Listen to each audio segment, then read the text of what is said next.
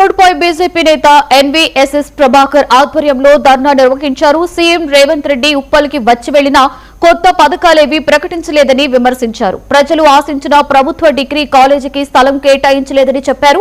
వర్షాకాలంలో డ్రైనేజీ సమస్యల కారణంగా ప్రజలు తీవ్ర ఇబ్బందులు ఎదుర్కొంటున్నారని, బస్ టెర్మినల్ కు నిధులు కేటాయింపుపై కూడా నిరాశే మిగిలింది అన్నారు. ఉప్పల్ సమస్యల పరిష్కారం కోసం రాబోయే రోజుల్లో ఆందోళనలను మరింత ఉధృతం చేస్తామని హెచ్చరించారు.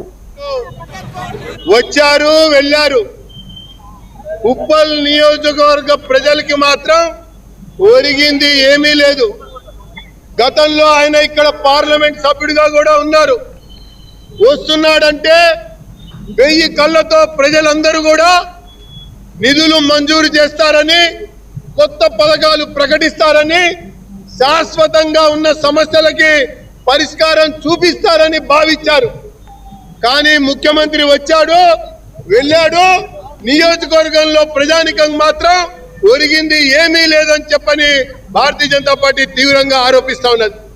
ఎప్పటి నుంచో ఇక్కడ ఉన్నటువంటి ప్రజానికం, యువత ప్రభుత్వ జూనియర్ కళాశాల కావాలని అప్పటి బీఆర్ఎస్ ప్రభుత్వంలో, ఆ తర్వాత కాంగ్రెస్ యొక్క ప్రభుత్వంలో కూడా అనేక ఉద్యమాలు చేశారు.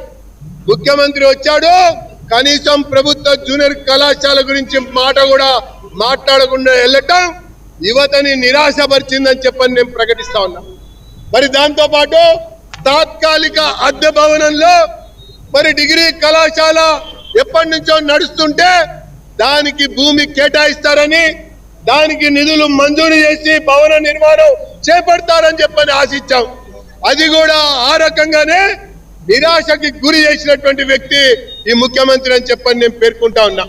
మరి గతంలో ఎంపీగా ఉండటం వల్ల మరి ఇక్కడ ఉన్నటువంటి సమస్యలు తెలుసు అని చెప్పని, వాటిని పరిష్కరిస్తాడని చెప్పని ఎదురు చూసాం.